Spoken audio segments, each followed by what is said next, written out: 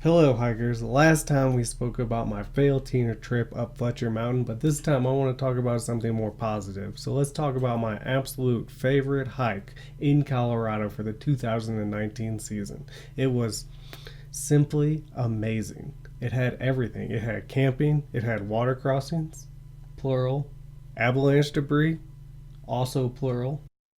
And in keeping with the current theme, we were able to summit not one, but two Centennials, French Mountain and Casco Peak. We were also able to get the honorable mention Fresco benchmark. Plus, the day before, we summited the tallest mountain in Colorado, Mount Elbert, with some friends. Elbert was fun and all, but that's a whole other story in and of itself. Well, actually, two stories. Yeah, everyone's coming down in a hurry. You could tell it's bad.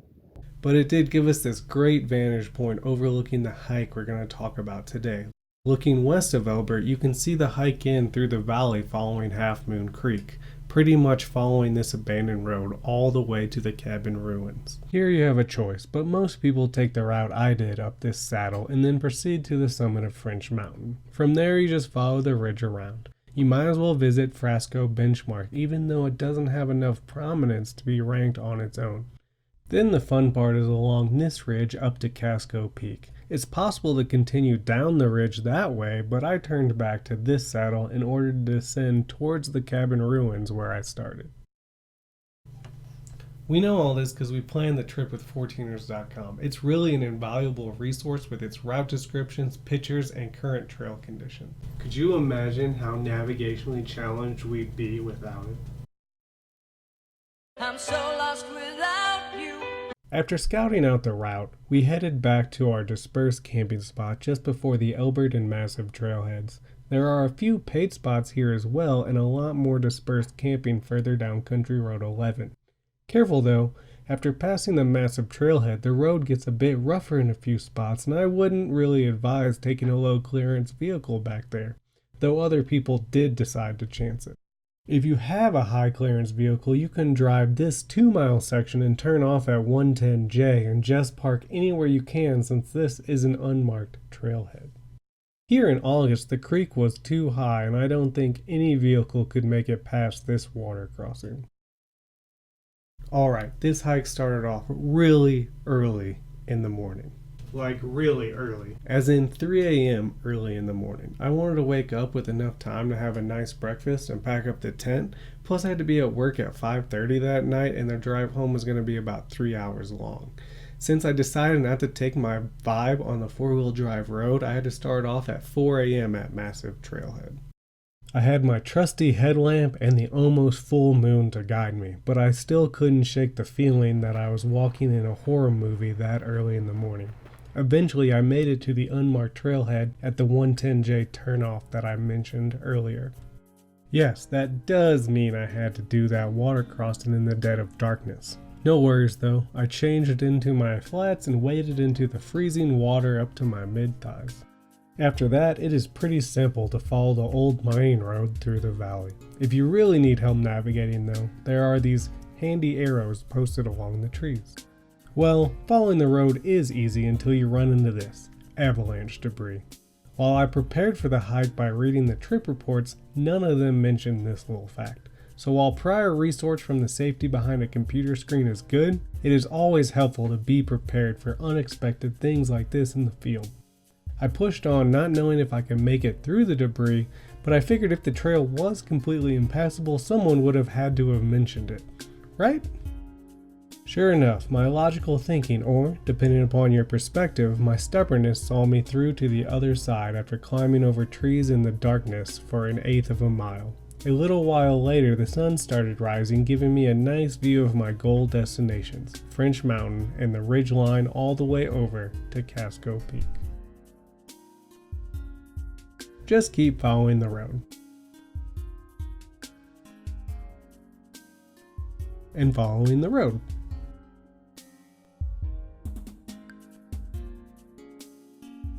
And following the road.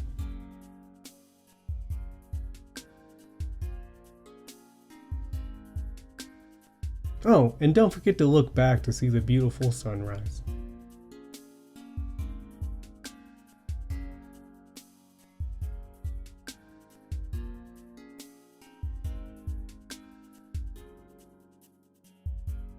but after that you should keep following the road. You're on that road for just over 6 miles if you started at Massive Trailhead, or 4 miles if you started at the unmarked one by the first major water crossing. But finally, after all that way, you're standing next to the cabin remains and ready for the real fun to begin.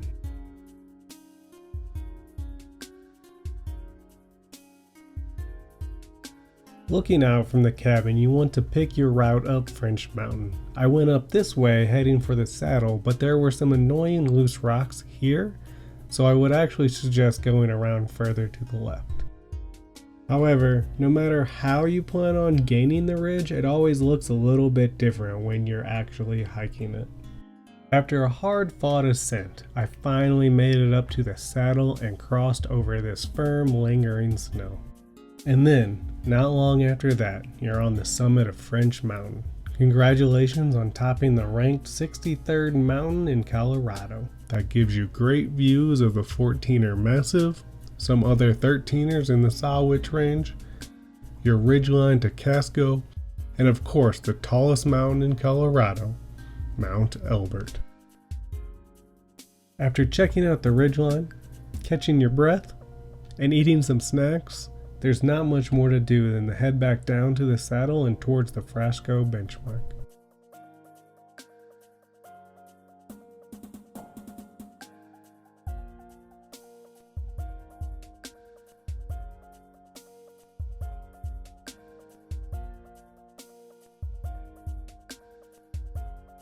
Following the ridgeline and getting to the next high point is pretty straightforward. Besides the amazing views, there really isn't much to note about the trek.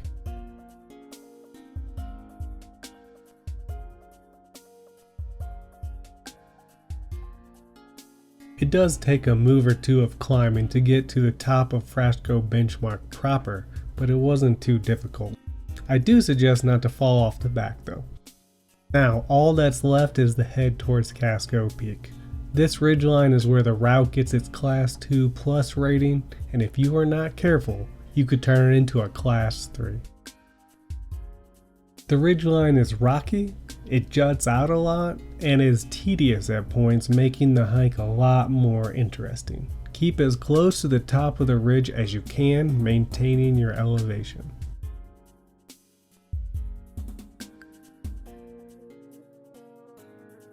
There are a few social trails going around some points, but I wouldn't take them unless you can clearly see where they end up. Climbing this ridge is one of those cases where each section looks near impossible from afar, but as you come up to each one individually, you can navigate your way through it, and before you know it, you're looking back wondering how the hell you hiked it. This ridgeline was incredibly fun to hike and was the section that propelled this hike to be my favorite for the year. If you want to practice or do a similar hike, I suggest hiking up the Dixon Trail in Cheyenne Mountain State Park. It has a section called the Dragon's Backbone, and it's as cool as it sounds. You're weaving your way through rocky formations like they're the scales on a giant stegosaurus.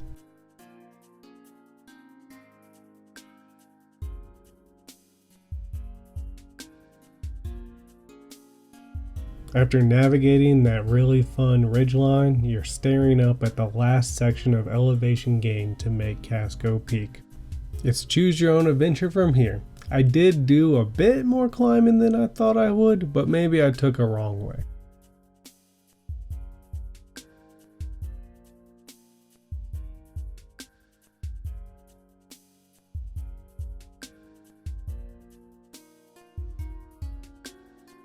Enjoy your last look around the beautiful view from 13,915 feet because it is nothing but downhill from here. As mentioned before, you can continue along the ridge towards the southeast, but I went back north on the section I had already hiked and descended back down towards the cabin ruins from the Frasco Casco saddle.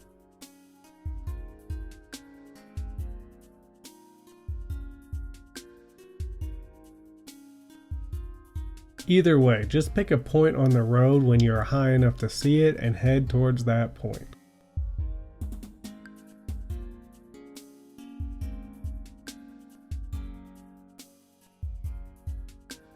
Then, just as you came in, descend back down the valley following the old mining road. With the summit of 2 Centennials behind you, it is very rewarding to view all the beautiful scenery that was previously shrouded in darkness on your way in.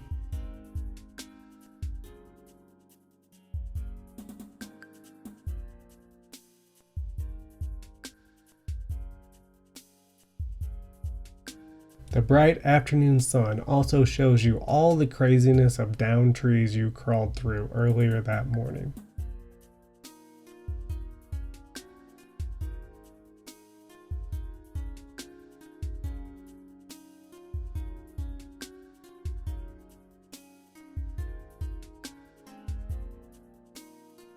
You can also see the second major water crossing. This one was just high enough that I switched back to my flats on the way in, but then just trudged through on my way out.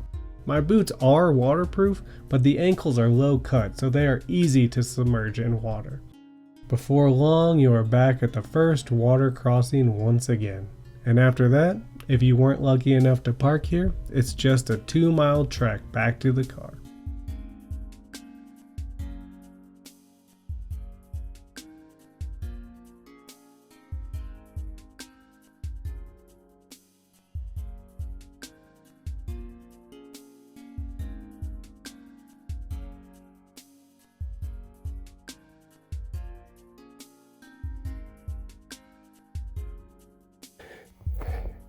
Are you a wild chicken?